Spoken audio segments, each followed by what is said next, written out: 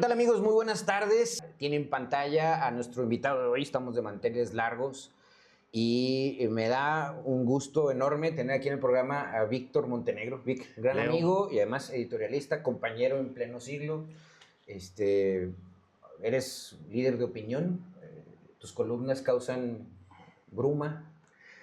Pues digo, a lo mejor generador, ¿no?, de opinión pública. No me gusta mucho el término de líder porque luego Okay. como que está muy choteado ya por los políticos, ¿no? El Claro, liderazgo y claro. toda esa situación. Pero sí, en una postura un poquito pues más sencilla, más humilde, pues yo creo que sí, un generador de opinión pública, Generador de opinión sobre pública. Me todo gusta. basado mucho en el periodismo, Claro. que nos hemos dedicado ya, pues ya de bastantes añitos ya en esto, y bueno, pues siempre con la intención, pues no de imponer, ¿no?, una línea, o no de dar por hecho algo como una verdad, una realidad, sino haciendo más que nada un análisis y que finalmente sea la gente, el público, quien me lee o quien nos ve en los programas, y que se forme cada quien su propio criterio. Claro, sobre ¿no? todo. Y me consta que eres de las páginas, de las editoriales más leídas. Gracias. Tu columna sale lunes, miércoles y viernes. Y viernes. Comencé Contrapesos. Contrapesos. Comencé con una publicación semanal. Ajá. Después intentamos ahí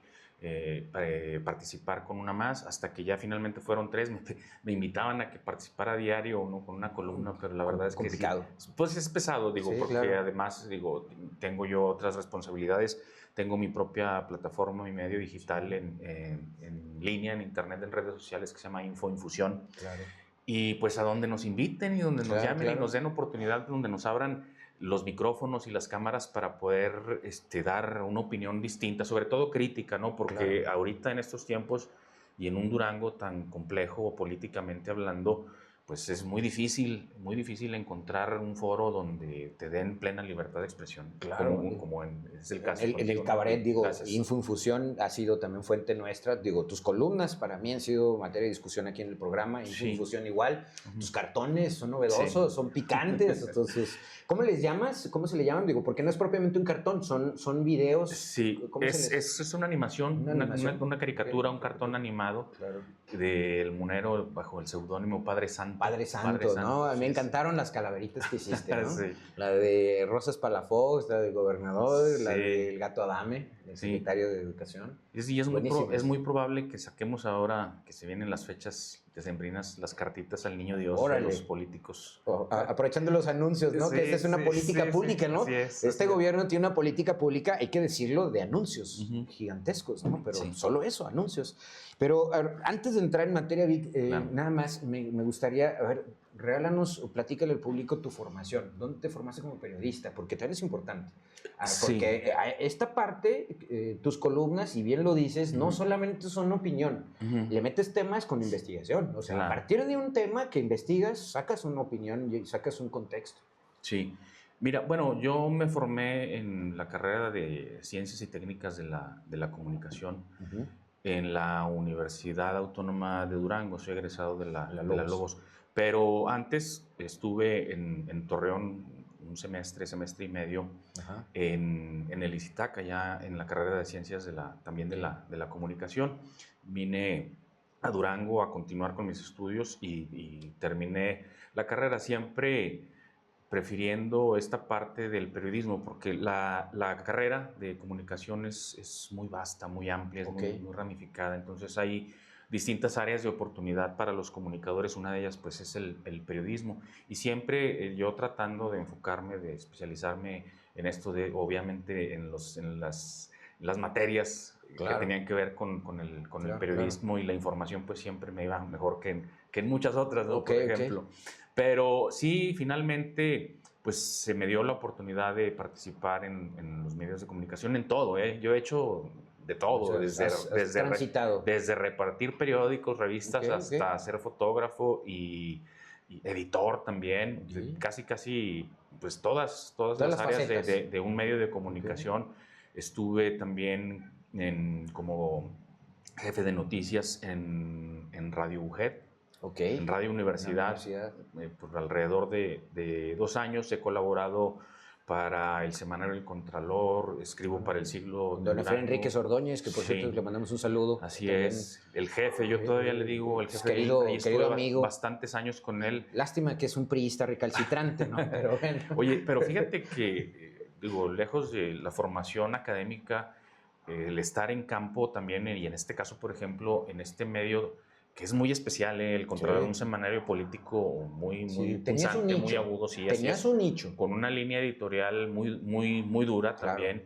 Y prácticamente ahí también hice escuela, porque me faltaba a mí también esa sensibilidad o ese instinto también por la política, ¿no? Para poder ligarla al combinarlo al periodismo, ¿no? Exactamente. Que eso era lo que tenía el casco, ¿no? Don Efraín. Y definitivamente, bueno, pues para mí, digo, porque también en periodismo se puede hacer mucho trabajo, ¿no? Hay periodismo de cultura, hay periodismo de espectáculos, hay periodismo social, digo, hay muchísimas áreas.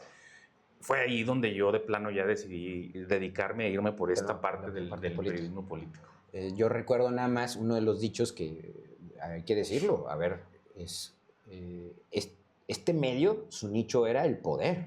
Claro. Y llegó momentos en donde el poder estaba alrededor de ahí. Claro. O sea, ahí lo vimos, lo palpamos, ¿no? Claro, y tiene que ver muchísimo también porque la comunicación política es también parte de toda esta atmósfera de periodismo. Se conjugan el periodismo, la comunicación política, la comunicación institucional y la comunicación social, ¿no? Digo, los gobiernos tienen un área específica para difundir la información sobre el trabajo que hacen los gobiernos y para tratar de canalizar esa información hacia la sociedad. Por eso se llaman comunicación social. Entonces, los medios de comunicación son parte fundamental también de esa comunicación social porque son un puente para difundir toda esta información. Entonces, bueno, es todo un embrollo ahí que a mí me apasiona muchísimo y siempre pues he tratado de transitar en esta carrera de la manera más correcta y pulcra, sobre todo porque el ganarse la credibilidad de los lectores, de la audiencia en los medios de comunicación es bastante difícil. Claro. Bastante difícil. Y por errores tan insignificantes como vender tu línea editorial, vender tu pluma, tu propia opinión, yo creo que es bastante triste y sobre todo desgastante para el gremio, porque luego por algunos pocos la llevan todos, sí, ¿no? Sí. Las críticas... El mote de chayotero se lo llevan todos. Las críticas, a partir de las redes sociales, las críticas hacia la comunicación, hacia los medios, hacia el periodismo, ha sido muy aguda por parte de la misma sociedad. Pero no todos. No todos. Y sí, hay que resaltar eso y yo ahí valoro mucho que en estos tiempos existan plumas y voces como las tuyas que pues, se atreven a tocar estos temas. Pero pues, entremos en materia, Vic. Ya nos extendimos un poquito No, con la biografía. Bien. A mí me encanta porque para que también la gente sepa y le quede claro tu formación y tu origen. Pero me gustaría iniciar y le pedí a mi equipo que ponga la gráfica número 4. Ahí la tienen en sus pantallas. Esto que trascendió la semana pasada, pero hubo en redes gente que me comentaba, oiga, ponga la imagen y coméntela. Y quiero aprovechar a ver qué comentarios hay acerca desde tu perspectiva. Este es un meme que por ahí comenzó a circular y dice, a partir de lo de Rocha Cantú, la barredora, Adán Augusto, que estuvieron cerca de la campaña y además vinieron a abrazar al gobernador en la toma de posesión. Así es. Entonces... yo por eso está ahí en rojo, no veo a los del PRI atacando a Alito u opinando contra Adán Augusto y mucho menos ahora saliendo a atacar a Raúl Rocha Cantú, menos al gobernador. No, y el meme dice, el gobernador presume que es amigo del dueño de Miss Universo. Yo nomás pregunto, ¿la corona es de oro o de otra cosa que también se extrae? Pero, ¿qué te parece, Vic? Este contexto que se está dando con lo de Rocha Cantú, lo de Adán Augusto, que volvió a tomar relevancia porque anduvo ahí en el Senado moviendo lo de Gertz Manero y haciendo fast track lo de la nueva fiscal Godoy, pero ¿qué te parece? Bueno, definitivamente son las relaciones y los vínculos de la clase política mexicana y tan sui generis que es porque luego... no se dan cuenta, digo, ha pasado en muchos entornos, en muchos ámbitos y en lo local y no es la excepción. Aquí en Durango, por ejemplo, también ver este tipo de fotografías e imágenes. Lo que pasa es que volvemos a lo mismo que hemos estado comentando en otros espacios, Leo. Se han infiltrado tantas personas con orígenes, con procedencia, con intereses tan particulares, claro, como el de los grupos paralelos, como tú los llamas. Sí, claro. Y que no son más que propiamente grupos que se dedican a actividades ilícitas, como puede ser el caso, por ejemplo, con el tema del huachicol. ¿No? El tráfico de influencias. El tráfico de influencias. Y se ha contaminado tanto a las estructuras de las instituciones de gobierno, a los partidos políticos, claro, sobre todo, que ya no sabes tú realmente quién es quién dentro, claro, de todo este entramado. Y mira dónde vienen a salir las repercusiones. Por ejemplo, esto fue hace 3 años. Y quién lo viera hoy que está perseguido y teniendo hasta órdenes de aprehensión. Y todo lo que ha salido de Rocha Cantú, desde el Casino Royal hasta el tema de huachicolear combustible en Centroamérica y hasta armas. Claro, y luego es que también los políticos son muy canijos, ¿no? Muy vivos para eso también de la comunicación y para tratar de salir avantes, claro, en crisis que les llaman ellos mediáticas y políticas. Y hay que recordar, o sea, luego minimizan las cosas. Por ejemplo, tratan de imponer en la narrativa el que huachicol tiene que ver a veces nada más con la gente que extrae de los ductos, claro, ¿no? Con la que va y se arriesga y pone en peligro su vida al estar extrayendo, ordeñando los ductos de Pemex que cruzan por terrenos nacionales, por tierras nacionales, a través de todo el estado. Pero la verdad es que es una embaraña y una corrupción. Exacto, tan grande que tienen que ver pues desde funcionarios de primer nivel hasta medio e intermedio, claro, y hasta abajo. Es toda una cadena. Claro. ¿Quién los ve pasar a las pipas? ¿Quién los deja entrar? O sea, una serie de cosas exacto. Entonces, radicales. Toda este tema, por ejemplo, en el caso del huachicol, todo este tema de corrupción no se ha querido indagar o al menos hacer público y verdaderamente tratar de que se haga un seguimiento, una investigación y que definitivamente llegue hasta todas las estructuras, porque si hay el robo de combustible tiene que ver mucho hacia adentro de Pemex. Claro. Porque es de donde sale. Claro, obviamente. Y esto tiene años, Vic. Sí, tiene muchísimos años, solo que hoy también es más difícil ocultarlo con más medios de comunicación, sí, con redes sociales sobre todo. Y más cuando llegó un gobierno que lo que prometió es cortar de tajo la corrupción. Exacto. ¿Estás de acuerdo, no? Claro, que totalmente. Es evidencia que no solo no la cortó, se la aumentaron. Pues son otras formas, claro, otras formas de hacer su corrupción. Por eso dicen que no son iguales. Exacto. Entonces aquí hay que nada más señalar que nadie ha salido a decir nada sobre el tema de Esteban, de Rocha Cantú. Claro. De que vino a hacer negocios a Durango. No, y localmente menos. Claro. ¿Qué te parece ahora entrar, a nuestro amigo Canuma, que también tenemos años de conocerlo y que a mí me encanta homenajearlo porque pues es un tipo que... El monerazo. Editorializa... No morenazo, el monerazo de Durango. Editorializa un tema con una habilidad terriblemente certera y oportuna. Enojado, ¿no? Le pido el cartón ahí a mi querido máster, cartón número 5, y... Esto es una respuesta a la crítica que hubo sobre el gran texto que subió Jorge Salum, que ya lo hemos comentado, sí, que dice, titula su cartón Canuma enojado, dice, seré Toño Ochoa, obviamente, que además está dibujado como Mickey Mouse, ¿no? Una ratita, una ratota ahí gigante, una colota y unas garras así terribles, ¿va? Dice, seré lo que quieran, pero que Jorge Salum me tache de inmoral y corrupto, eso no lo voy a tolerar, ¿no? Toño Ochoa, alcalde prianista. Ahí está. Doy varias líneas porque me parece que es, ¿cómo le pondría a llamar? Es inenarrable el efecto de este tuitazo que puso Salum. Dice, Toño, no solo eres un tipo deshonesto y sin palabra, sino que la utilizas, la palabra, para confundir y manipular. Con esa declaración solo buscas ocultar. Hay que decir que todo empezó porque Toño declaró que había hecho más obras, había invertido más infraestructura que sus 2 trienios anteriores, ¿no? Claro. Entonces, en este caso el de Jorge Salum del Palacio y el de José Ramón Enríquez. ¿No? Entonces le contesta Jorge Salum. Dice, con esa declaración solo buscas ocultar el desfalco real y desviar la atención de la corrupción que define a tu administración. Golpe.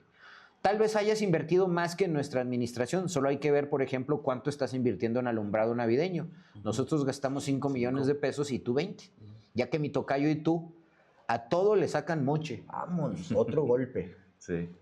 Continúo. Así ha sido todo lo que has hecho, empezando por tus camionetas caronas, las perronas. Las perronas. Las que les diste a tus jefes, otro golpe. Y donde en su momento te demostré que hubo un sobreprecio de más de 50 millones de pesos. Golpazos, ¿no? Y dice, muy claro que has invertido más. Pero déjame decirte algo más. Tú recibiste una administración sin deudas acumuladas. Yo sí. Yo me tardé 2 años en sanear las finanzas, tú las recibiste sanas. Yo no endeudé al municipio, tú sí. Yo renegocié la deuda de luminarias que de no haberlo hecho en tus 6 años, porque este es el segundo trienio, hubieras tenido que pagar 600 millones de pesos. Así que de esa inversión que dices que has hecho, 600 millones de pesos, es gracias a que en mi administración te quitamos ese costo. Otro golpe más. Recibiste maquinaria y equipo nuevo y pagado con un valor de cerca de 100 millones de pesos, lo que a ti te ha permitido, sin gastar un solo peso, hacer obra pública y sobre todo pavimentar. Yo utilicé esa maquinaria 6 meses, tú lo harás 6 años. Otro golpe. Dice, continúa Salum, y por cierto, el gobierno estatal anterior nos quedó debiendo 500 millones de pesos por las truculentas aportaciones municipales.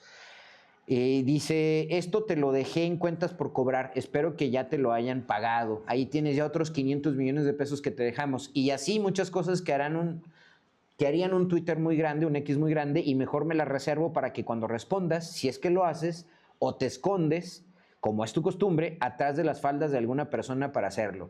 También ese es otro golpe, ¿no? Porque es faldillón, hay que decirlo. O se esconde también el gobernador, ¿no? Claro. Ya le gustó estar ahí. Dice, pero dice faldas, ¿no?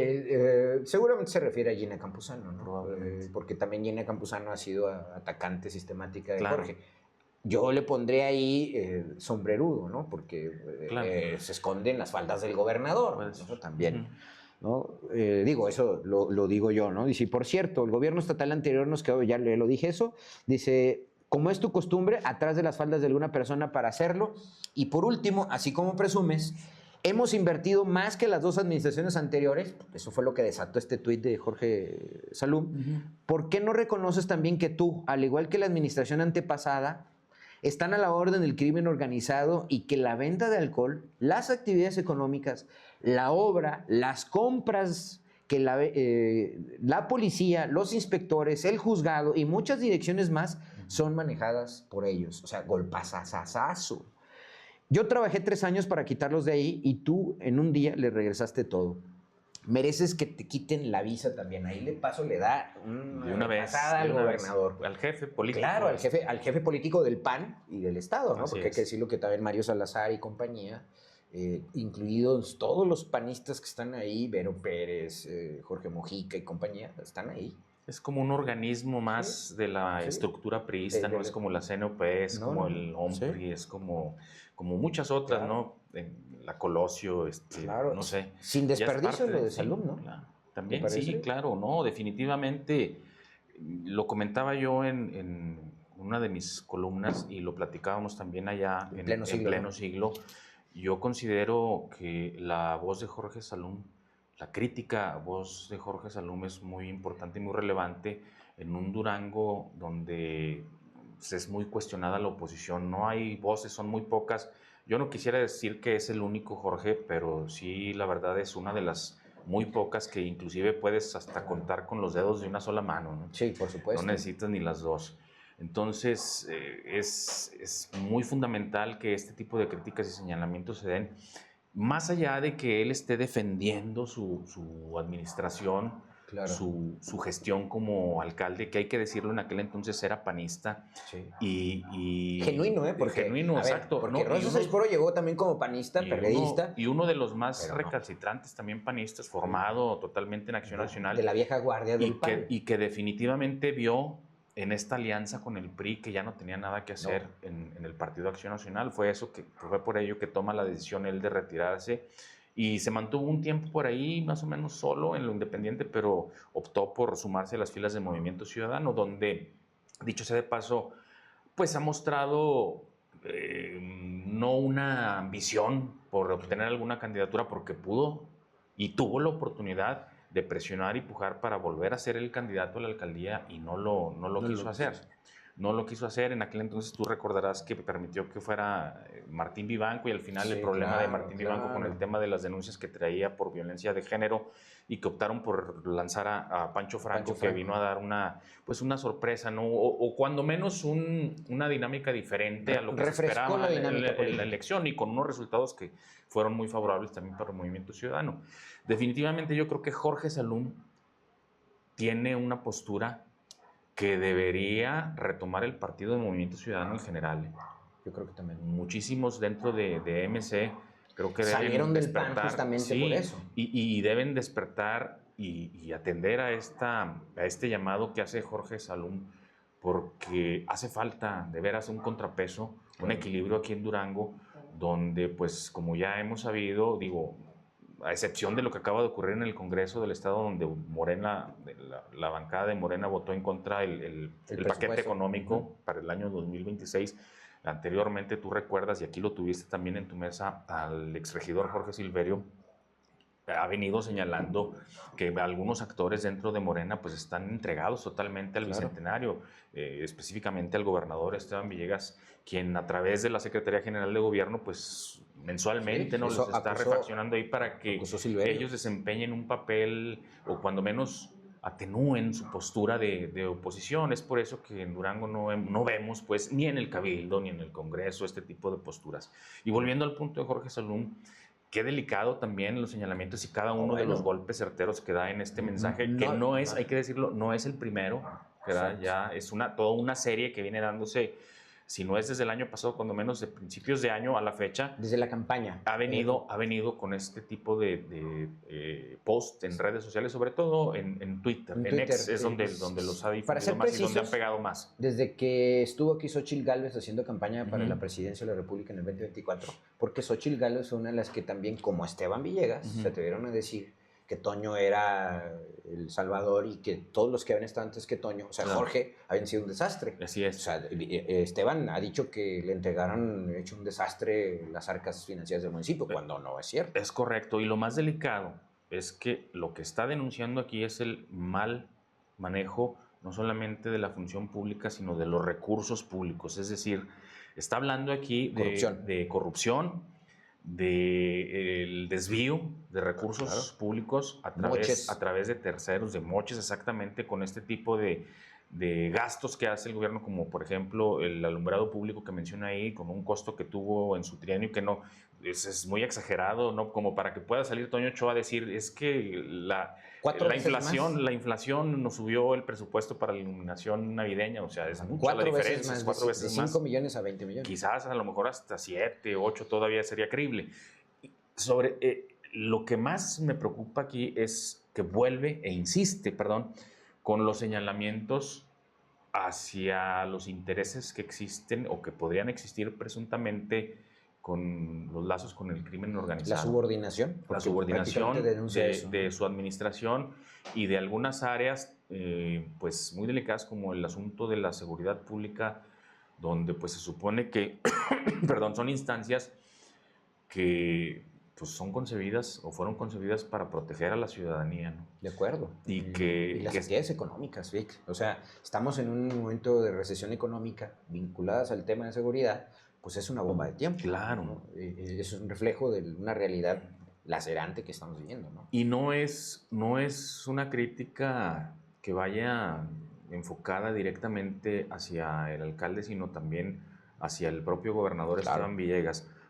Ahí lo menciona mucho. Cierra la pinza. Como su jefe, y toca el tema de lo de la visa, ¿no? Claro. Que dijo recientemente el gobernador que puro chisme. El martes pasado, en su conferencia del martes a las 10, que ya la está retomando, ¿no? Que puros chismes, dice. Son puros chismes, cuando pues hay información a lo mejor no confirmada pero de fuentes que señalan algunos medios importantes sobre este proceder del gobierno de Estados Unidos, ¿no? Que ha estado reteniendo la leyenda las visas. Do not board. Así ¿no? es. No puede abordar. No puede abordar. No, interesante, Vic. Yo dejo ahí, ahorita vamos a tocar ese tema porque tú escribiste una columna al respecto. Lo ahondaremos más adelante. Claro. Pero mira, quiero cerrar, de hecho, este segundo bloque en el programa, que debo decirle al público que este programa ha sido grabado. No podemos ahorita responderle de inmediato, en vivo. Vamos a estar al pendiente, desde luego, pero es grabado y eso se me olvidó avisárselos del inicio. Debido a contingencias en cuanto a nuestras agendas y poder tener a Vic aquí en el programa, tuvimos que grabarlo con un día de anticipación. Pero esta sección, es el segundo bloque. Como decía en los programas de Chespirito, ¿no? Como una forma de respeto al público, este programa no tiene risas grabadas. Exacto, exactamente. Algo así. Está grabado nada más, pero sin risas ni aplausos grabados. Entonces, este segundo bloque lo he usado yo y lo he titulado las Villegadas o la Villegada de la semana. Y aquí ya vamos a hacerle un estatus, abrirle un huequito a la Toñolandia, ¿no? O sea, la Villegada y la Toñolandia. Bueno, los dos cartones, ya vimos uno contra Toño Ochoa de nuestro querido amigo Canomá, y lo que le pido ahora aquí a mi staff es que ponga el otro cartón de Canomá que lo titula como literal, y es un ciudadano desnudo con la gorra supongo que es de Durango, quiero pensar, estoy casi seguro, pero se lo dejo a su imaginación. Y entonces dice Durango, está leyendo un periódico el ciudadano y dice, 3 de cada 10 mexicanos no les alcanza para la comida de la canasta básica, ¿no? Durango entre los 6 estados más afectados de la República. Y hay que recordarle que es el cuarto lugar de arriba para abajo, es decir, el 29 en lugar en crecimiento económico.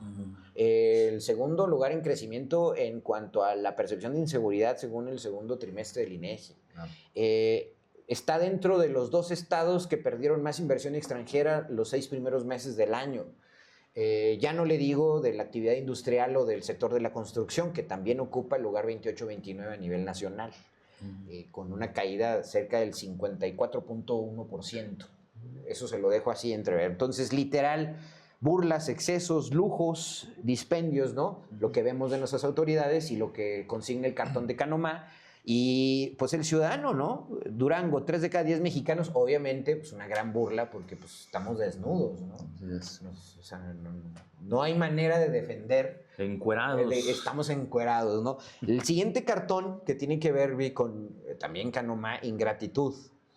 A ver qué opinas tú de esto, porque también es muy interesante la lectura política que hay detrás. Las traiciones. Claro, las traiciones dentro del gabinete. Exacto. Sí, no, es que la verdad es que, híjole, los intereses son grandes y las ambiciones mucho más. En política, las traiciones... No hay casualidades. Exacto, no hay casualidades y las traiciones están al orden del día. A mí lo que me llama mucho, por ejemplo, la atención es que un gobernador que presume de ser un operador político bueno, de que es el patrón. Por ejemplo, lo dijo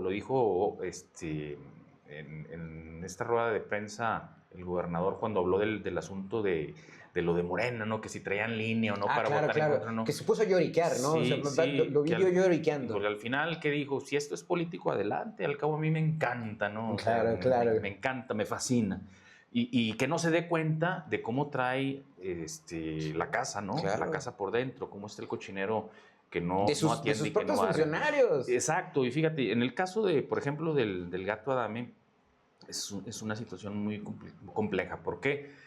Porque es un actor que se ha dedicado plenamente a asuntos políticos y brinca desde un inicio el que lo hayan escogido para encargarle la Secretaría de Educación. Oye, es la que se lleva el 73% del presupuesto. Exacto. La nómina más abultada. Los recursos públicos con más... ¿cómo le podré llamar? Desde la parte de vista de Contraloría, de fiscalización, de manga ancha, donde más se puede hurgar. Donde hay margen, ¿no? Para hacer, margen de maniobra, para hacer lo dices cosas, correctamente. Para hacer cosas nada transparentes. Y utilizarla, pues también políticamente, pues es muy penoso, muy lastimoso ¿Por qué? Porque se descuida un área tan importante, tan sensible como es la educación por los intereses políticos. Hay que recordar, por ejemplo, que trató de ser Claro. candidato a la alcaldía por el Partido Revolucionario Institucional cuando todavía no se definía el asunto de si había coalición o no con el PAN. La verdad es que se esperaba, o cuando menos algunos albergábamos la posibilidad de que el gobernador aprovechara ese momento para que ya separarlo, ya no recibirlo de nuevo. Sacudírselo pero acuérdate que también guiñó el ojo al PT. Ajá. O sea, intentó por el PRI, pero no vio el camino muy claro, pero intentó con Gonzalo negociar con el PT. Sí, claro. Y es muy, muy lógico, ¿no?, que haya tratado de conseguir su propósito por esta vía. No sería nada extraño. ¿Por qué? Porque él mismo, el Gato Adame, ha ayudado al Partido del Trabajo a operar políticamente algunas campañas.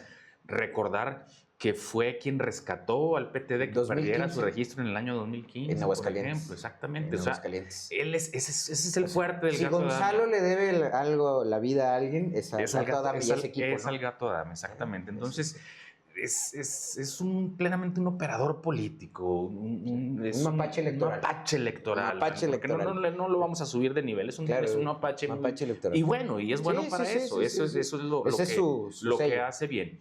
Y muy triste también que por este tipo de cosas, por este tipo de descuidos, por traer la cabeza pensando en aspiraciones políticas, se descuide mucho esta parte de la institución. Recordar, no nada más Durango ha tenido crisis de seguridad, ni tampoco económicas, que las hay muy fuertes.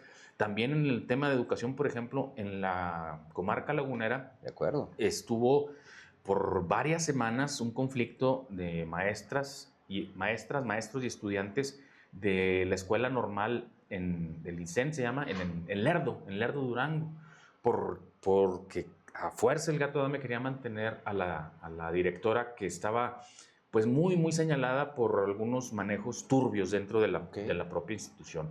El caso de la 18 de marzo, una escuela emblemática también, varios meses con la toma de los edificios, y que la propia autoridad educativa no haya tenido las herramientas ni los mecanismos, ni siquiera la sensibilidad ni la intención, siquiera por resolver el conflicto, y que al final tuvo que ser la intervención de los sindicatos de maestros, quienes estuvieron ahí mediando la situación para lograr este conflicto, y que al final, bueno, pues él se pone la medalla, se cuelga la medalla, pero no nada más eso en esas dos instituciones. Por ejemplo, la UTP, ¿cómo se llama esta universidad también del gobierno del estado?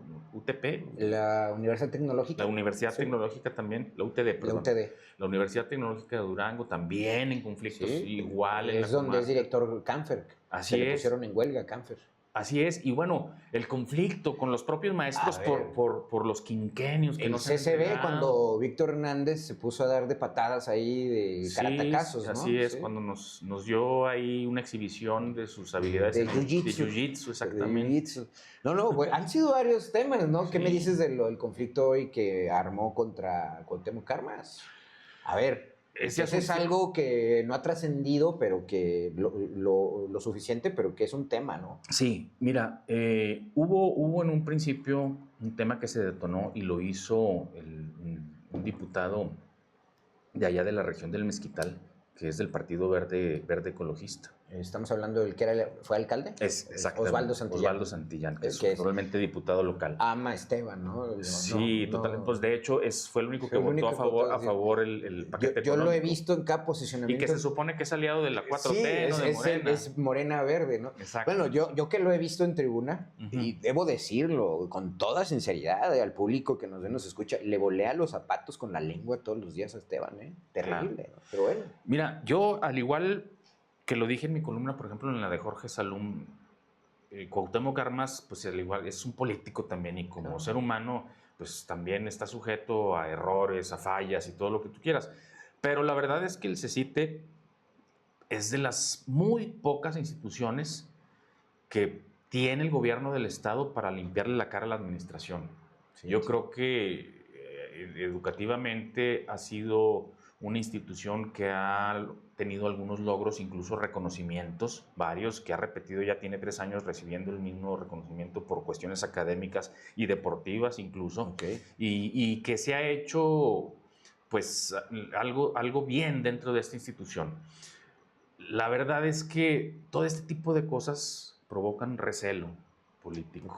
Recelo político, y luego es donde vienen las grillas. Que además Cuauhtémoc Cárdenas supongo que viene de un equipo también que no necesariamente es afín al equipo del Gato Adame y tampoco a otros que están dentro del PRI. Exactamente, y bueno, yo no tengo certeza, pero sí hay información que ha trascendido que es precisamente la mano que mece la cuna. Que mece la cuna, la de Guillermo Adame, la que está detrás de este conflicto que supuestamente le están armando con el tema de la maestra de allá de un instituto de la zona indígena de allá del Mezquital. Y luego también traen ahí un conflicto ya que el sindicato ya brincó. Entonces también el sindicato está muy ligado ahí, tiene nexos ahí muy estrechos con el Gato Adame. Y volvemos a lo mismo, o sea, está desatendiendo el asunto de la educación y, por ejemplo, tratando de gastar una institución que al menos en estos 3 años del gobierno de Esteban Villegas, pues es de las pocas, como te decía, de las pocas áreas que tiene, donde podemos a lo mejor hablar algo bien, o a veces nos quejamos, ¿no? O lamentamos, por ejemplo, en algunos espacios que no tenemos cosas para hablar en positivo, ¿no? Siempre tras luego de la crítica. Y este tipo de cosas, pues bueno, es bueno retomarlas de alguna forma y reconocerlas, sobre todo, digo, también es parte de la crítica y reconocer cuando las cosas se hacen bien.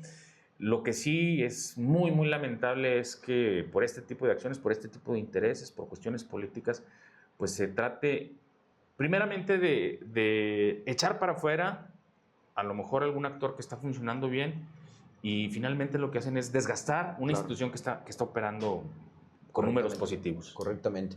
Ok, vamos a hacer un corte, Vic, te invito. Le invito a la gente que siga un corte. Insisto, no le había avisado y por alguna razón se me fue avisarle. Este programa ha sido grabado con anterioridad, no estamos en vivo. Sin embargo, vamos a estar pendiente en las redes sociales de cualquier comentario, de su like y de que comparta la información que nosotros vertimos aquí. No se vaya, vamos a un pequeño corte y a un pequeño anuncio didáctico, ¿no? Lúdico, yo lo pondría, pero regresamos enseguida.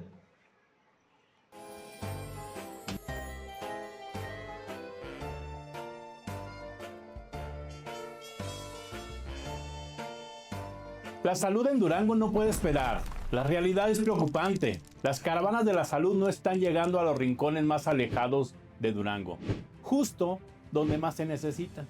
Desde noviembre del año pasado, municipios como Topia, Canelas, Tamazula, Mezquital, Rodeo, se quedaron sin atención. Cuando el gobierno no llega, la gente enferma y lamentablemente muere. De 55 unidades móviles, solo 36 estaban activas y hoy solo operan cerca de 6 caravanas para todo el territorio rural. El problema no es la falta de personal, sino que el gobierno no libera unos 22,000 pesos en viáticos por caravana. Eso significó 4 meses sin servicio en regiones sin otra opción. La salud es un derecho constitucional, no una opción ni una dádiva. Desde la bancada de Morena exigimos reactivar al 100% las caravanas con personal y medicinas suficientes, transparentar los recursos. Urge firmar el convenio con IMSS Bienestar para fortalecer las clínicas rurales. Durango necesita acciones, no promesas. La vida de un duranguense en la sierra vale lo mismo que la de cualquiera en la capital. Soy Héctor Herrera, coordinador de los diputados de Morena en el Congreso de Durango.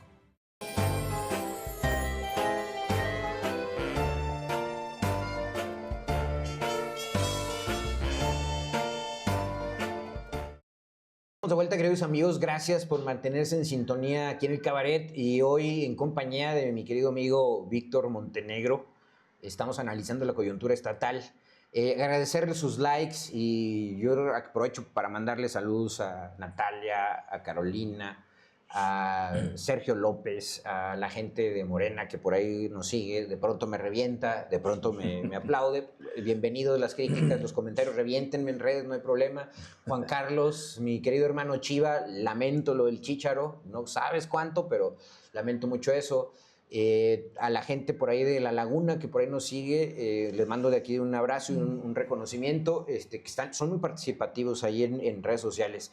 Pero mira, continuando con la coyuntura estatal y aprovechando una de tus columnas de esta semana, Víctor, que me pareció muy interesante, la retomo porque lo comentábamos en la caricatura con la crítica que hace brutal Jorge Saluma, Toño Ochoa, y el mensaje final, ¿no? Pediría la gráfica por ahí a mi equipo. ¿Por qué no fue Esteban Villegas a Estados Unidos? Así titulaste tú como pregunta. Como pregunta, la columna. Y pasó una semana hasta que el martes pasado, o sea, 15 días después, así es. Por ahí no sé cómo se dio exactamente, pero alguien pudo meterse, infiltrarse y preguntar porque había la instrucción y el filtro para que no pasaran periodistas incómodos a tratar de preguntarle eso a Esteban. Todo un mecanismo ahí se hizo para tratar de esquivar, de eludir este cuestionamiento ante un rumor, porque hay que decirlo, primero surgió como un rumor y después vinieron a presentarse distintas situaciones en este contexto que podrían darnos un indicativo de que ese rumor tenía algo de verdad, ¿no? Así es. Y sobre todo el factor del silencio, la ausencia de una explicación sobre el por qué Esteban Villegas no había viajado, no había acudido a esta gira que había anunciado desde el 10 de noviembre hacia los Estados Unidos y que se iba a iniciar el fin de semana siguiente, entre el 14 y 15 de noviembre. Un anuncio que hizo el gobernador y que dijo claramente que iba a encabezar, que iba a ir acompañado del equipo de economía del gobierno del estado para tratar de atraer inversiones de empresas norteamericanas a Durango. Estaba muy entusiasmado y hizo el anuncio con bombo y platillo. Entonces, pues de repente se ausenta de la escena pública, del foco, del reflector de los medios por alrededor de 2 o 3 días, y es cuando surge esta situación, el rumor, a manera de rumor de que el gobierno de Estados Unidos le había quitado la visa o que le había retenido la visa y por eso no había podido acudir hacia hasta que apareció la foto de Rosas Palafox y el equipo. Es correcto. Sin Esteban Villegas, apareció en redes. Es correcto. Después se da lo del asesinato, después de esa fecha donde supuestamente se fueron a la gira, al viaje. Al siguiente lunes se dio fue el día del puente. Exacto. Se dio el asesinato del exsecretario del ayuntamiento allá en Gómez Palacio. Entonces hasta entonces reaparece Esteban Villegas allá en la comarca lagunera, pero ya en la tarde en una reunión de seguridad con las alcaldesas Betsabe y Susi Torrecillas, junto con las autoridades de la Laguna de Coahuila y el mando único. El mando único allá en la comarca lagunera, el mando especial. Entonces, todos estos foquitos dentro de este contexto, pues indicaban que pues, no había ido, no había ido a la gira. Después, en un video él mismo que estuvo difundiendo desde el CCB, desde el Bicentenario, donde pues evidenció también una señal más de que no había acudido a este viaje, que fue precisamente para decir que se había estado conectando vía Zoom, ¿no? Que había estado en las reuniones vía Zoom. Entonces, ahí fue donde se despertó más el rumor. Cuando de plano esto se salió ya de control, fue cuando esta cuenta de Illicit Investigations, que se dedican a publicar información sobre notas del crimen organizado, es un grupo de periodistas que se mantienen bajo el anonimato, pero que por obvias razones, exactamente, hacen un trabajo de investigación en este tema tan delicado como es el de la actividad de la delincuencia organizada, del crimen, del narcotráfico, y publican que no le revocaron la visa al gobernador Esteban Villegas, pero sí estaba bajo revisión administrativa por parte del gobierno de los Estados Unidos. ¿Esto qué quiere decir? Digo, no es que estén viendo la visa por atrás y por adelante. O que se la hayan quitado. O que se la hayan quitado. Pero aquí lo que estamos hablando es que el gobierno de Estados Unidos, en alguna mesa, en algunos escritorios dentro de la administración pública en Estados Unidos, en el Departamento de Estado, están analizando todo un expediente. Un expediente que tiene que ver con la actividad que ha venido siendo denunciada no nada más aquí en Durango, sino a nivel nacional y por ejemplo, en Estados Unidos también, donde tienen... Nos han puesto notas para que la gente de Estados Unidos no viaje a Durango. Exacto. Punto. Así o es. Sea, somos un foco para Canadá, para los norteamericanos, en algunos momentos que nos han puesto como un foco rojo. Claro. Entonces, todo este silencio y este mutis y sobre todo este mecanismo de comunicación social para que no se le preguntara o no se cuestionara al gobernador sobre si fue o no fue.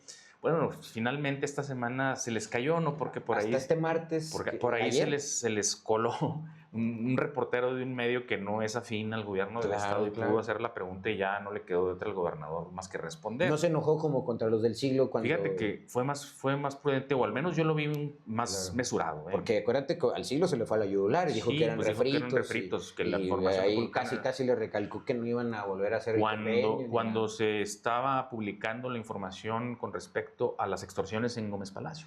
Claro. Que es toda una historia de más de un año, o sea, que con mantas, con desplegados, con vueltos a poner desplegados a nivel y donde nacional. El gobernador ha sido también señalado por estos grupos de empresarios y de productores que es parte del problema. Que es parte del problema por tanto tiempo de inacción del gobierno del estado ante Tu columna, esta que titulaste con esta pregunta que la gente ve ahí en su pantalla, ¿por qué no fue Esteban Villegas?, la publicaste el día 24, es decir, todavía 7 días después del asesinato de Mascorro. Y ahí tú dejas entrever, pues que no checa todo lo que estaban diciendo, para finalmente, 7 días después, o sea, el día 2, no, el día 2 de diciembre, el martes 2 de diciembre, en su conferencia, que surge esta pregunta incómoda, y pues sale a decir que el pretexto para no haber ido fue la emergencia por el asesinato de Mascorro. Pero el asesinato de Mascorro fue el 17. Mira, yo planteé en la columna algunas de las posibles respuestas, entre ellas el caso del asesinato y la situación de inseguridad en Gómez Palacio, como una posible salida, como una opción que tendría el gobernador. Lo que se necesitaba es que no dejara alimentar este rumor y que la gente especulara, ¿no? Que los mismos medios especularan sobre lo que estaba pasando. Yo quise ser muy preciso y muy responsable en esta columna y no darlo como un hecho, porque ni siquiera Infobae, que es el medio que de pronto confirma datos, ¿no? Exacto, que habló de este tema del gobierno de Estados Unidos que estaba reteniendo las visas a políticos mexicanos, pero que no pudo ser confirmada más que con una fuente política en México, pero no así con las autoridades gringas. Lo que era urgente es que Esteban Villegas saliera a desmentir de una u otra forma. No hubiera pasado nada, absolutamente. Claro. Tú lo dices muy bien ahí, en política todo comunica. Claro, hasta los silencios, exactamente. Entonces, yo estaba de alguna manera sorprendido cuando comencé a escuchar a Esteban que iba a dar una respuesta y dije, bueno, pues al fin, ¿no? Aunque sea toro pasado, pero ya va a responder.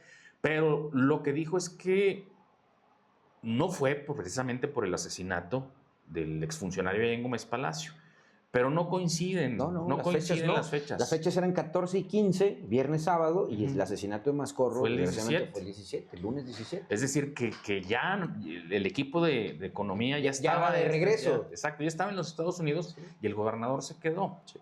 Entonces, en esta publicación de Illicit Investigations se habla también de que el gobierno del estado contrató un vuelo privado a una compañía norteamericana, propiamente en California, que es una de las más costosas y más lujosas que ofrece este tipo de servicios, con vuelos, con servicios especiales, ejecutivos, con no sé, atención gourmet en cuanto a alimentos y cosas así, y que específicamente fue la empresa la que recibió este anuncio por parte del gobierno, la notificación de los Estados Unidos para no permitir que el gobernador abordara la aeronave. Do not board. Do not board. De ahí el dicho. Está bien. Oye, Vic, y pasando a otra de las columnas, que esta la publicaste el día 1 de diciembre, es decir, el lunes pasado. Ahí le pido a Master que ponga en pantalla de fondo la gráfica número 9, porque es un poco retomar la crítica de Jorge Salum. Y brevemente dinos, rápidamente, la última voz crítica en Durango sin oposición. Claro que esto, estás haciendo una crítica a Morena, a MC, a todos los que aparentemente son las voces que deberían estar teniendo una voz crítica que es muy necesaria, ya lo has comentado, pero no teníamos en cuenta que el día de ayer, en la sesión ordinaria del Pleno, en la tarde, se aprobó la ley de ingresos, pero que se aprobó con 14 votos a favor, incluidos los 12 del PRI-PAN, incluido Martín Vivanco de MC y Osvaldo Santillán del Verde. O sea, 14 contra 11, que fueron los de Morena. Aquí tú dices todavía que Morena está muy dócil. Claro. Pero, ¿qué pasa? ¿Qué perspectiva cambia aquí? ¿Cuál es tu posición hoy con respecto a la votación del día de ayer de la ley de ingresos, que fue una sorpresa, hay que decirlo, para todos? Yo sigo pensando que dentro de Morena ese papel de oposición es sumamente cuestionado. Aquí lo que pasó, lo que ocurrió, es que tuvieron que alinearse a una postura, a una indicación directa desde el Comité Ejecutivo Nacional del Partido Movimiento de Regeneración Nacional. Luisa María Alcalde, y ya había información, recuerdo Rubén Cárdenas escribió en una de sus columnas que había ya una línea directa por parte de Luisa María y que les había leído prácticamente la cartilla a los diputados locales aquí en Morena. Información que no se había confirmado, estaba como pues así, como un análisis político, como una lectura como una filtración, opinión, como una filtración que no estaba confirmada. No estaba confirmada. Y que, bueno, pues finalmente ante este resultado en el Congreso del Estado, pues es muy obvio, muy evidente que así fue. Claro. En la mañana el gobernador del Estado en esa misma conferencia de prensa dijo entre sus lloriqueos, que él tenía información precisamente, pero fíjate que hay que atender bien el mensaje que dio ahí el gobernador, porque prácticamente y entre líneas, además de decir que no entendía por qué iban a votar en contra los de Morena, marcó ahí la división y les hizo una advertencia muy clara. Si quieren jugar política, a mí también me encanta. Yo también sé, me fascina. Entonces ahí les está prácticamente aventando el petardo y diciendo, ténganse las consecuencias. Claro. Aquí la situación, si va a ser política, política va a ser. ¿Cuáles son las consecuencias? Exacto. Pues a lo mejor que dejen de recibir algunos ahí las prebendas, ¿no? Claro. Porque como lo mencionamos ahorita... Compensaciones. Compensaciones especiales para algunos. Yo no quiero decir que todo ni afirmarlo, mucho menos, no sé, no estoy seguro. Pero hay evidencias de antaño que así se opera para mantener un ambiente de cordialidad. Claro. Yo creo que aquí la responsable de romper el puente, y que es algo que se habla pues a voces abiertas aquí en Durango por debajo de la mesa y en los cafés. Que fue inevitable. Exacto, rompió con este puente entre el morenismo local con el bicentenario, propiamente con el gobernador del estado. Aquí la verdad es analizar y ver más allá de esta lectura si efectivamente va a ser ese rompimiento y se van a enfocar ya en las próximas elecciones y que definitivamente hoy sí Morena juegue ese papel de opositor y que apoyen verdaderamente a los candidatos que de alguna forma vayan a ser, ¿no? Ya sea para el Congreso de la Unión, para la Cámara de Diputados o en el 2028, por ejemplo, cuando venga la elección a la gubernatura. Están poniendo digamos, ya están... Como lo dice hasta Luisa María Alcalde en una de las visitas que hizo aquí, acuérdate que fuera máscaras, ¿no? Habló del relanzamiento del PAN, habló del rompimiento PRI-PAN, pero habló de ese fuera máscaras contra Esteban Villegas. Exacto. No, y recordar, por ejemplo, cuando la campaña de José Ramón Enríquez a la presidencia municipal, nadie en Durango, ningún actor de Morena, traía un discurso como el que Luisa María Alcalde... Confrontativo. O sea, abiertamente señalando al gobernador del estado por estar metiendo las manos en el proceso electoral. Sí, recordarás que hace como un mes, poquito más, vino Luisa María Alcalde también en una sesión y le aventó varios dardos. Claro. Que no firma el convenio de personas con discapacidad, que no firma el convenio de bienestar y además ratificó el rompimiento PAN-PRI, pero además... volvió a ratificar el tema de la intervención en las elecciones del 1 de junio. Sí, exactamente. Entonces, no sería extraño que además de dar esa línea de votar en contra, porque también hay que decirlo, no fue el caso propio de Durango, fueron 9 estados donde Morena no es gobierno, donde se dio la misma indicación, y la justificación fue que en la Cámara de Diputados los legisladores PRI-PAN no votaron las iniciativas a favor de la presidenta Sheinbaum. Votan en bloque en contra. Exacto. Entonces, más allá de eso, en el caso, por ejemplo, específico de aquí de Durango, sí es muy obvio, muy evidente que además de esa línea, les leyó la cartilla. Claro. Les leyó la cartilla. Aquí hay que ser oposición y hay que serlo de hueso colorado, no nada más de palabra. ¿Tú crees que vamos a ver, como dices, ya un Morena abiertamente confrontado por su carril? Yo esperaría... ¿O este es un evento aislado? Digo. Más que tratar de ver confrontación, porque luego eso también es un desgaste muy severo y eso influye mucho en el desánimo ciudadano a la hora de las elecciones. Lo vimos, por ejemplo, en la pasada elección municipal, una participación ciudadana muy 36%, baja, o sea, que es lamentable. Lo dijo Roberto Herrera, aquí lo tuve también un día, y tuve al exconsejero del IEPC, a Omar Ortega, que escribe también ahí en El Siglo, 36% en la capital. Yo esperaría que más que la confrontación, yo quisiera que hubiera verdaderos equilibrios.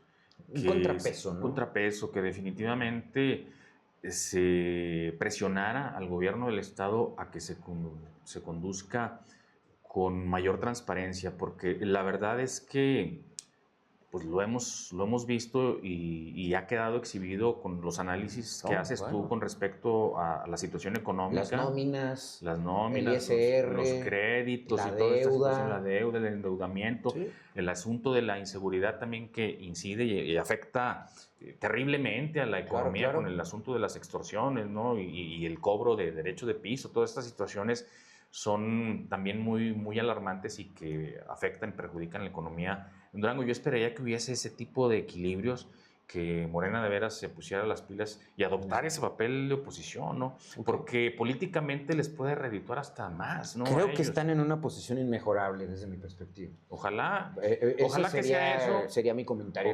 Ojalá que sea eso y que definitivamente pues le abonen para que le vaya mejor a Durango, ¿no? Con esos equilibrios. Totalmente de acuerdo, Vic. Oye, finalmente, Vic, para ir cerrando, otra de tus columnas que aquí se me escapó, pero creo que fue el día de ayer, si no me equivoco. Lo del caso del Lerdo. El caso del Lerdo, que, a ver, es un personaje, Susito Resillas, desde que llevan 3 trienios con van a ser la pareja imperial. La pareja imperial. Fíjate que se brincó las trancas hasta del PRI, Susito Resillas. Claro. Entonces tú titulaste esa columna del día de ayer, me parece, o antier. Dice: Lerdo y el autoritarismo que ya nos esconde. El ascenso de Susito Resillas a la presidencia municipal de Lerdo no fue producto de una decisión democrática, ni dentro del PRI, ni en su coalición de Acción Nacional. Además, ¿has visto las reacciones? Claro. Y los desplantes que ha tenido ya como alcaldesa. Tiene que ver desde precisamente esa imposición, como inicio el texto de esta columna Contrapesos ahí en El Siglo de Durango, tiene que ver con esta imposición de su candidatura y después del proceso electoral. Claro. Una elección totalmente desaseada, donde se denunciaron todo tipo de irregularidades, anomalías, con evidencia en video, exhibidas en redes sociales, y aún así, pues ni la autoridad electoral se atrevió a dar de baja esa elección, ¿no? Oye, el mapachote electoral de Moreira con sus QRs también, o sea, digo... El tema de los QRs. Fue brutal, sí, así es. Entonces, desde ahí, bueno, pues ya nos daba unos pincelazos doña Susito Resillas de cómo iba a ser su administración, ¿no? Y obviamente no está sola Susito Resillas. Prácticamente el presidente municipal de facto es su esposo, Homero Martínez, quien hizo hasta lo imposible por primero imponerla como candidata y después para intervenir en esta elección y hacerla ganar. Y hacerla ganar, exactamente, a como diera lugar. Lo que ocurrió en Durango con el asunto de las elecciones para los cuarteles de ejidales, allá en Lerdo, pues fue que doña Susi, los 48 ejidos que son parte del municipio, imponer en la mayoría una sola planilla, la afín al gobierno municipal. Claro. Y solamente en 2 permitió que hubiera dos planillas participando. Okay. Y tratando de interferir ahí también a través de la policía municipal, pues prácticamente haciendo lo mismo que hicieron en la elección municipal. Lo mismo que en la campaña. Lo mismo que en la campaña y en la elección municipal. Hubo una serie de señalamientos también ahí en redes sociales por parte de los mismos habitantes de los ejidos, donde señalaron y denunciaron a Susi Torrecillas, quien altaneramente ahí les contestó: aquí se puede hacer todo si yo quiero. Una actitud totalmente altanera, ¿no? Y que nada más nos exhibe más que el reflejo de ese actor político que ya nos venía dando una advertencia de cómo iba a ser el gobierno, su gobierno. Totalmente de acuerdo, y lamento mucho que, sobre todo en la zona lagunera, digo, hay que decirle a la gente, digo, ahorita está Betsabe Martínez, que tampoco le ha ido tan bien. Le tocó un tema muy serio. Muy serio.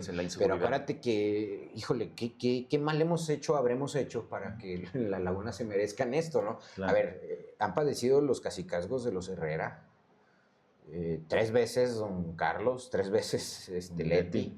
En Lerdo, pues no se diga, y este es un cacicazgo moderno, actual, que se está viviendo hoy, ¿no? Entonces, vamos a ver qué sucede, pero pues me parece lamentable, ¿no? Porque además es la tercera ciudad, punto nodal del estado, o sea, es el Durango, pero luego es Gómez y Lerdo. Así es, sí, y además de que es una zona altamente productiva, pues es de las que yo creo que más le aporta al estado, ¿no? Claro. Incluso más que la productividad de aquí de la región del Valle del Guadiana. Por supuesto, estoy completamente de acuerdo.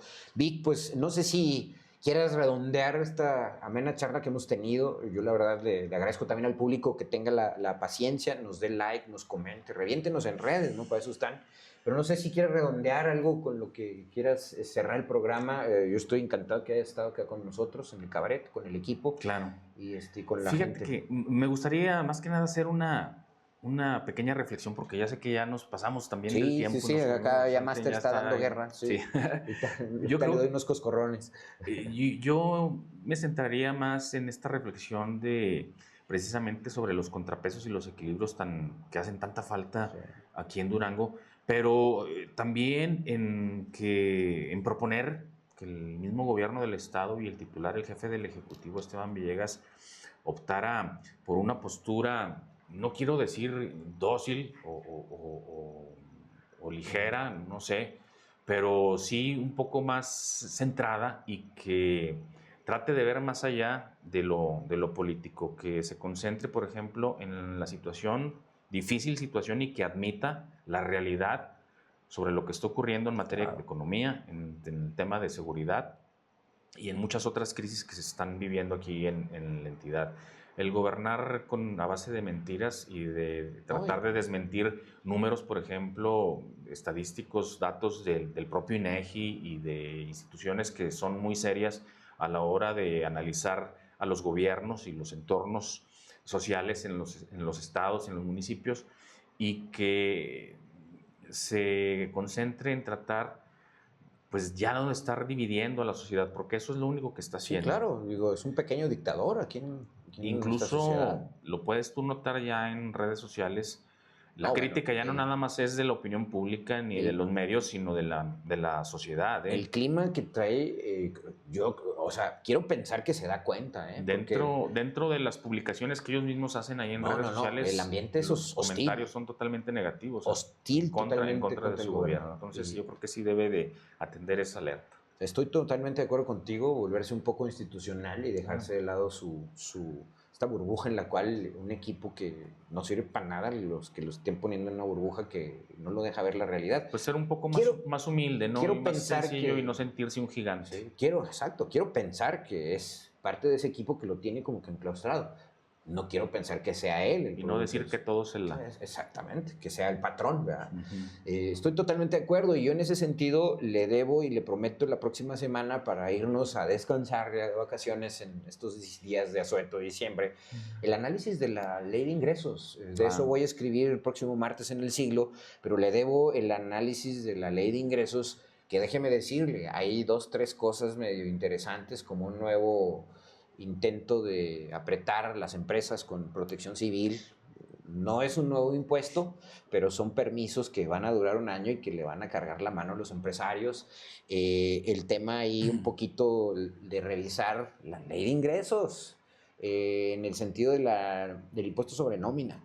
Vamos a ver con qué gracias nos salen en el análisis y le prometo, la próxima semana hago ese análisis profundo, más fundado en los números para ver cómo nos va a tratar la ley de ingresos, porque aunque haya habido oposición, 11 contra 14, sigue habiendo ahí un tema de opacidad y de cuentas alegres. O sea, la ley de ingresos es un documento bien maquilladito, bien bonito, que nos mandó desde Finanzas Franklin Corlay, pero pues al interior es un desastre. Ese es otro caso de funcionarios. Sí, terrible. Le han vendido un humo terriblemente al gobernador, ¿no? Esto te habla también de esta poca capacidad que tiene en el equipo, que le ha mentido sistemáticamente y le ha ocultado muchas cosas, ¿no? Y que se ganan su confianza a base de elogios, sí, ¿no? Los aduladores. Los aduladores. Los aduladores que tanto pululan. Pero bueno, Vic, te agradezco mucho. No, hombre, al contrario. Para mí, el que me abran estos espacios es muy importante y agradezco mucho. No, al contrario, Vic. Y nos vamos. Dele like, comparta. Insisto, este programa lo grabamos, pero vamos a estar atentos de los comentarios. Y no sea malo. Ténganos paciencia y nos vemos la próxima semana. Gracias. El campo mexicano en llamas. ¿De verdad necesitamos bloqueos carreteros para voltear a ver el campo? Las protestas actuales son solo el síntoma de una enfermedad terminal que las autoridades no han logrado curar. La realidad es insostenible. El precio del maíz se ha desplomado drásticamente, mientras que los costos para producirlo se dispararon un 50%. Los números simplemente no salen, pero el dinero no es el único verdugo. Nuestros agricultores sobreviven bajo el asedio constante de la inseguridad y una crisis hídrica severa. Todo mientras sufren el gandallismo de intermediarios voraces que devoran sus márgenes de ganancia. Por si fuera poco, compiten con las manos atadas contra Estados Unidos, cuyo maíz amarillo, subsidiado y transgénico, inunda nuestro mercado en competencia totalmente desleal. Las ofertas de apoyo oficial son vistas como migajas frente a una realidad que exige dignidad y supervivencia inmediata. Con un sector envejecido y golpeado por el cambio climático, ignorar estas demandas es suicida. Sin un rescate real y contundente, la soberanía alimentaria de México colapsará. No es solo un problema de ellos, es la comida de todos la que está en juego. La pregunta del millón para México hoy es, ¿las tortillas que comemos con maíz nacional o extranjero? Mi nombre es Leonardo Álvarez y esta es una colaboración exclusiva para Horus Media.